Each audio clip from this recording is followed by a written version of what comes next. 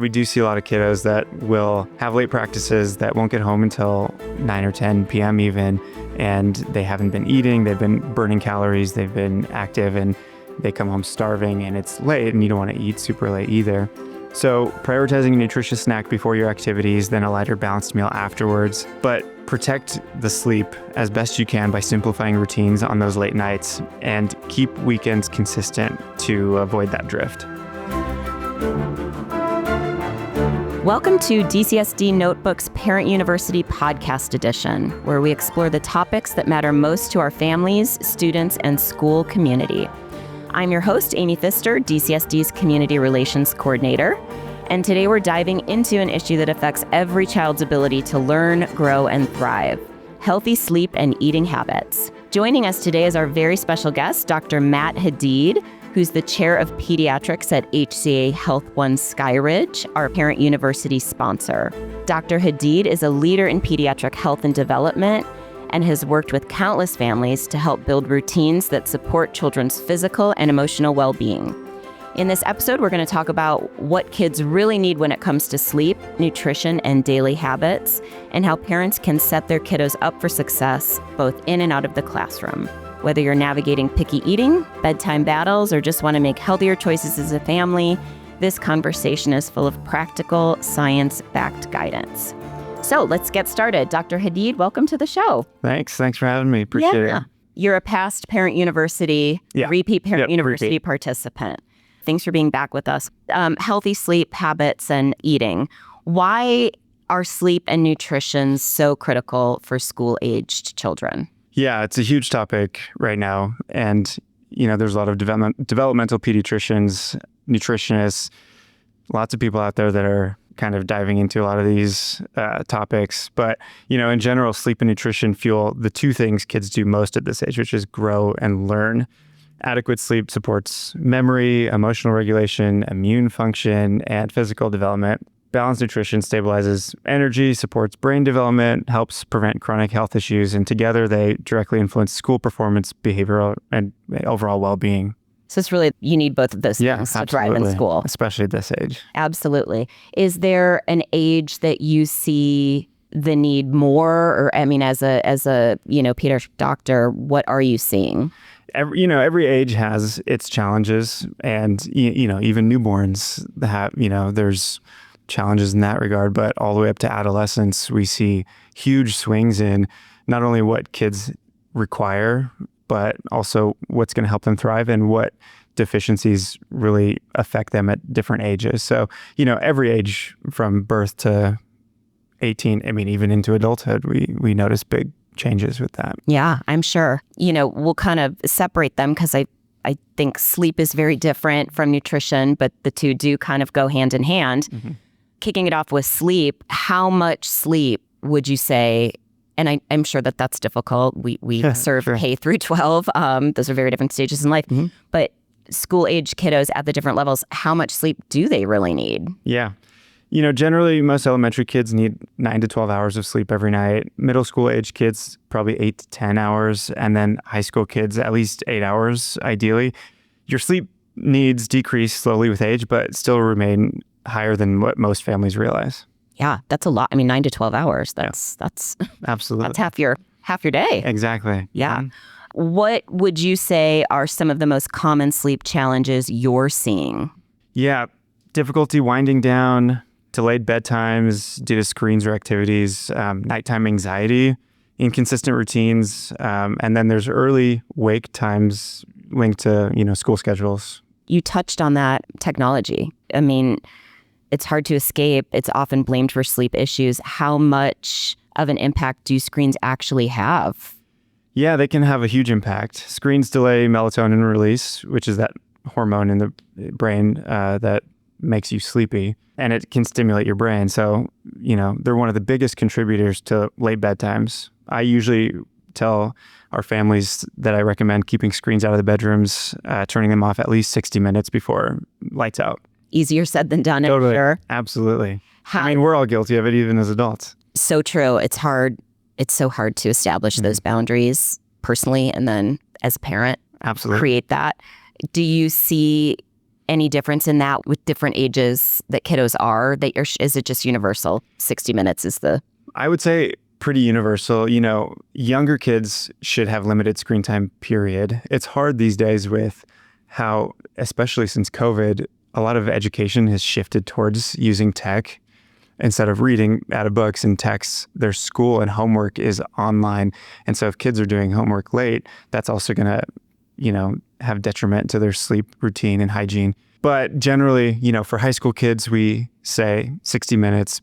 Try not to do any of that. For younger kids, elementary and middle school age even, 2 hours would be ideal. But again, that's challenging for most families. Sure.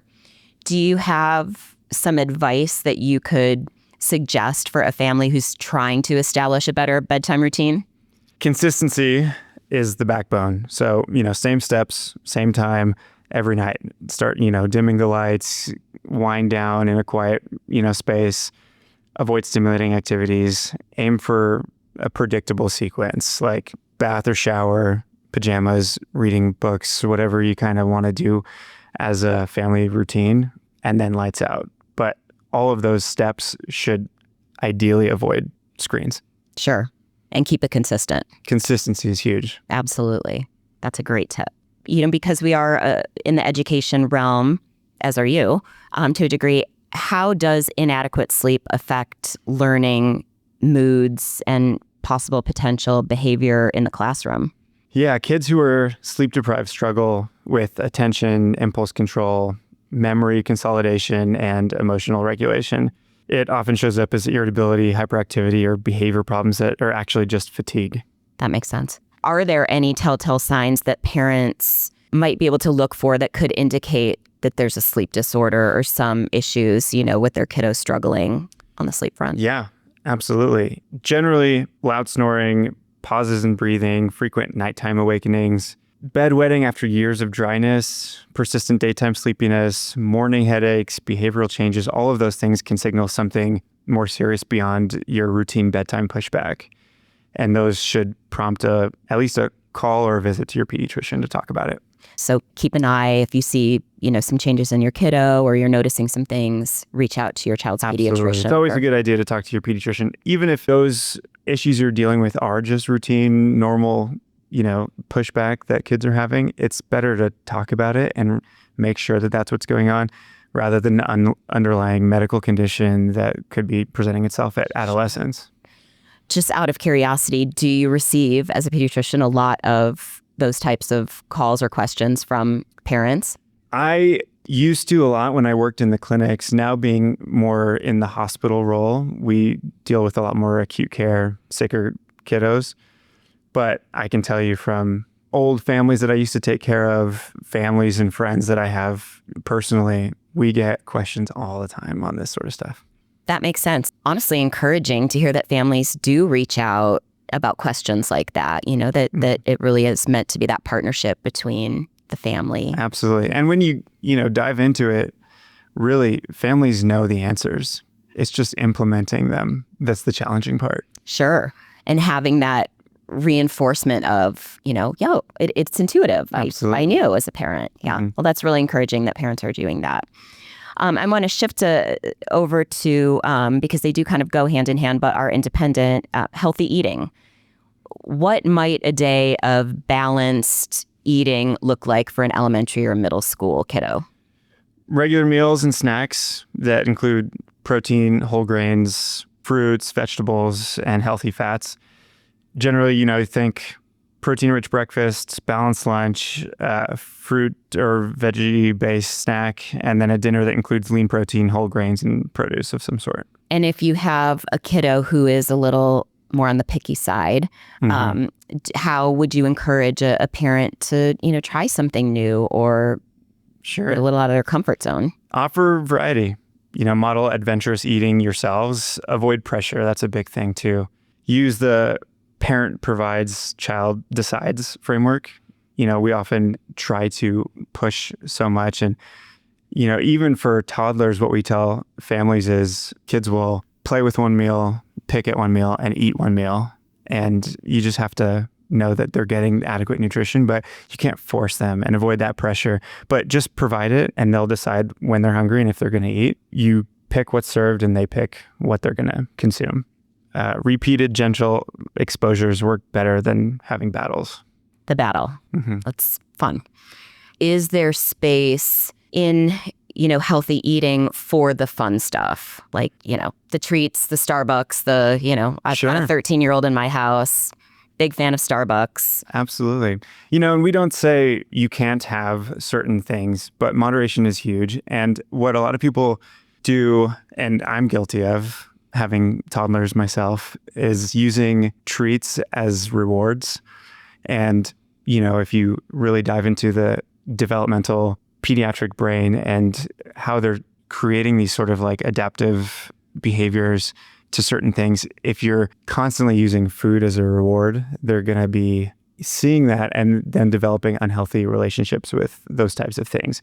Whereas if you kind of treat treats and sweets and other things like that as this is just other food that you're eating. You can have it sometimes, but you got to remember that this isn't healthy for you in a large quantity. These are healthier and you want moderation and all that. Just don't make it a thing and it won't be a thing. That's a really good tip because I think sometimes as parents we do. We make it a thing on both sides, right? It's like, this is the carrot we're dangling in front of you to get the whatever. Absolutely. And or, sometimes the healthy stuff like the veggies maybe don't get the same treatment. No one wants to be rewarded with broccoli. Very true. Very true. I know I don't. Are there any specific types of food that are especially important? I know you touched on healthy fats and anything that's you really need to have this in your diet. Sure. Yeah. Protein's huge. There's always evidence and research ongoing, but there's even more emerging evidence that protein plays such a huge role in not just kids and adolescents, but in adults and elderly people too. So protein is huge and I think under-consumed in our American diet. Beyond that, I think there are some crucial things that kids especially need for their growing and developing brains, and that includes iron, omega-3 fatty acids, calcium, vitamin D, and then, like I said, the proteins and complex carbs. The combination of all those things are huge and important for their developing brain. Is there a particular resource or chart that you would suggest parents utilize for finding, this is how many grams of protein we suggest, or this is how many? Yeah, generally, I always direct my families towards healthychildren.org, which is a website that we use a lot in terms of guidance for parents, because the American Academy of Pediatrics does a lot of our research for children and any pediatric condition that you really want to know more about. The American Academy of Pediatrics puts this website on called healthychildren.org in a format that's parent-friendly.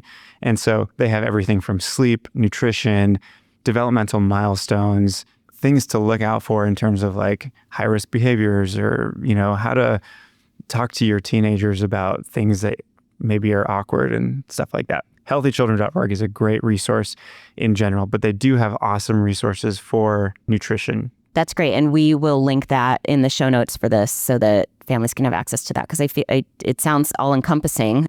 Absolutely. For whatever it is you're navigating as a parent.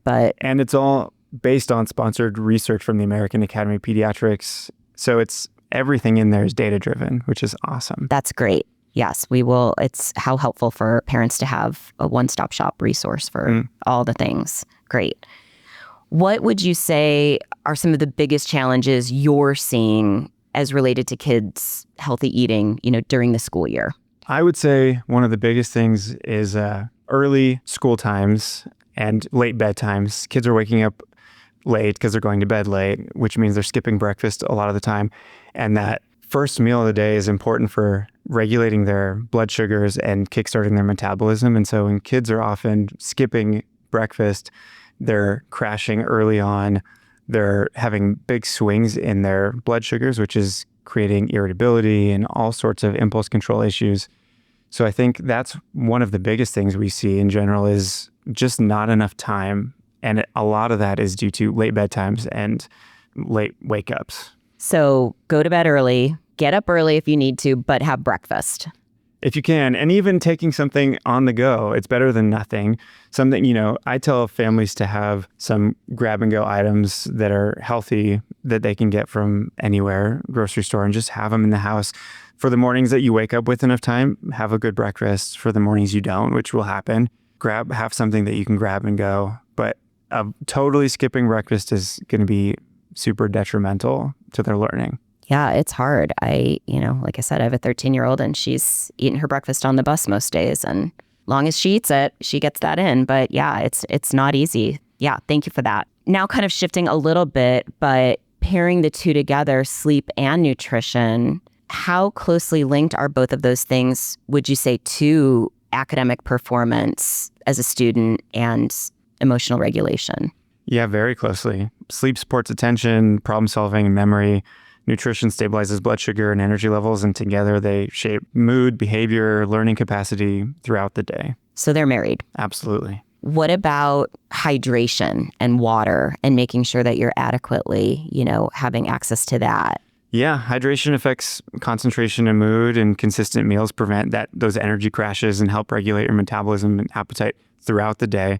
But I think especially here in Colorado, where we're at higher elevation, the dehydration happens so much quicker. Kids, not just kids, adults, everyone, we're so chronically dehydrated all the time.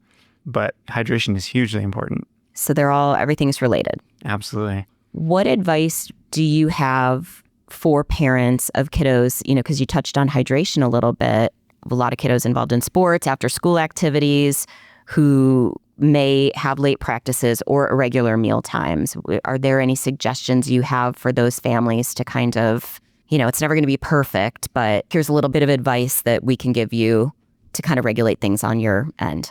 It's hard. We do see a lot of kiddos that will have late practices that won't get home until 9 or 10 p.m. even, and they haven't been eating, they've been burning calories, they've been active, and they come home starving, and it's late, and you don't want to eat super late either. So prioritizing a nutritious snack before your activities, then a lighter balanced meal afterwards. But protect the sleep as best you can by simplifying routines on those late nights, and keep weekends consistent to avoid that drift. That makes sense. So kind of use your weekend to refill your cup if possible. And I can't speak enough to that, simplifying the routine. And so having routine and consistency is huge. And having that consistency even on those days is important, but simplifying the routine is the key there. Absolutely. Do you have a suggestion, because a lot of families do have, those practices or irregular times that they're eating, and what we're hearing is a lot of families are running through a drive-thru, to get dinner, grab dinner, and the kiddos are eating in the car. How a family can make a healthy or healthier food choice in a situation that's fast food based? Yeah, you want to avoid last minute choices because they're almost always unhealthy. But preparing for those nights and looking at the week ahead and planning a little bit more, having things, even leftovers or things that they can have that are nutritious, packages of Greek yogurt, things like that are high protein and that are balanced a little bit better than you're going to get a burger and fries sort of deal at the drive-thru on your way home. Those sorts of things will make a huge difference. And that those big spikes in blood sugar right before bed are also going to affect sleep, because that blood sugar releases cortisol, which is that stress hormone. So that stress hormone will spike really high in the middle of the night. Their sleep quality will be harmed because of that. And so having something that's a little bit more balanced and easy, but prepping beforehand is the key. Being aware of what's going to happen this week. We know Tuesday night's going to be a late one, so let's have something on the books for that. So really kind of plan accordingly and set yourself up for success. And your kiddos. Exactly. If parents feel overwhelmed, because I know I do all the time, or unsure where to start, what is the first step you would suggest? Start with one change. It doesn't have to be all of these things. And, like I mentioned, parents know the answers for almost all of these things, but implementing them is hard, especially when there's we need to change a lot of things. 4 or 5 things we need to do differently. Start with just one. And that one, usually bedtime consistency or regular meals, something like that. But bedtime is what I would focus on. Small, sustainable steps work better than an overhaul of all of these different changes. Well, it's probably easier to implement to the kiddo too, right? So they're not feeling everything's changing all at once, exactly. Right? We're just going to start. You want consistency and routine. And if all of a sudden your quote unquote abnormal consistency all of a sudden gets changed a lot, that's inconsistent too. So one small change at a time. And I'm sure once you implement one small change and see one small positive result, exactly, then you're going to feel like, oh, I got this. I can do it. One change wasn't that hard, and it's probably easier to implement for your kiddo too. Exactly. Validating and encouraging. Yes, absolutely. Well, we've taken a lot of your time, but before we end here, one last question I wanted to ask is, what are the biggest myths about kids' sleep or nutrition that you wish you could dispel? I often hear parents saying things that I just want to just shake them and be like, no, stop it. This is, you know what the answer is. But generally, kids can get by on less sleep. I hear that a lot. They can't. They have a lot of energy, but it's because they have a lot of sleep requirements. And when they sleep well, they have more energy, which is what we want kids to do. We want them to play and grow and learn. And less sleep is not the answer. Another one I hear a lot is sugar causes hyperactivity. It's not the actual sugar that causes hyperactivity. It's their blood sugar swings, not the sugar itself, that causes the behavior issue. So constantly dropping and spiking their blood sugars, that's what causes the impulse control issues, the behavior problems. So having nutritious food, whole grains that give you sustained release of those carbohydrates and everything that you need to thrive is the goal. So not avoiding treats, but not just loading up on them and binge eating, those sorts of things.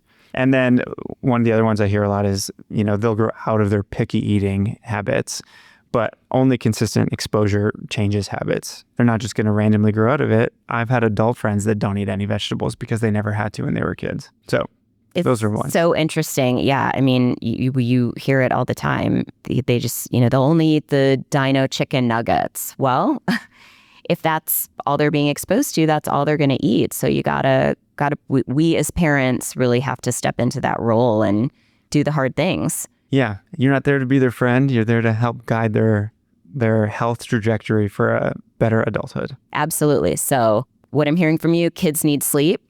You can have the fun stuff just in moderation. You have to have the good stuff too. Absolutely. And eat your fruits and veggies. Yeah. Our kids they'll ask for treats every single day, and we give them treats when we feel like they've ate well enough and they're doing well enough in terms of sleep and behavior. And we don't make it a thing. And so all kids want those candies and sugars and all sorts of things, but having the expectations that it's not always going to happen, but it's not because you're being bad or because I'm punishing you or something, or I'm not giving it to you only because you're being good. Those are the things that make it so the pressure's off and it's less of a thing. Absolutely. That's such a great takeaway is it's not something you earn. Exactly. It's something that's there, right? And sometimes you get it and sometimes you don't. That's life. Absolutely. Yeah. Well, thank you so much. This has just been so informative and so helpful, especially, the time of year that we're in. It's wintertime and lots of treats around and lots of getting off your schedule and all of the things. So just a huge thank you to you, Dr. Matt Hadeed, for sharing such valuable insights on how sleep and nutrition impact our children's health, behavior, and ultimately school performance. A big, big thank you to HCA HealthONE Sky Ridge for sponsoring our DCSD Parent University podcast. If you found today's conversation helpful, please share this episode with other parents, caregivers, or educators who might benefit. And don't forget to subscribe to the DCSD Notebook podcast, available wherever you find your podcasts so you never miss an episode. Thanks for joining us. And as always, we're here to support our students and community every step of the way. Until next time, take care, eat well, and hopefully sleep well.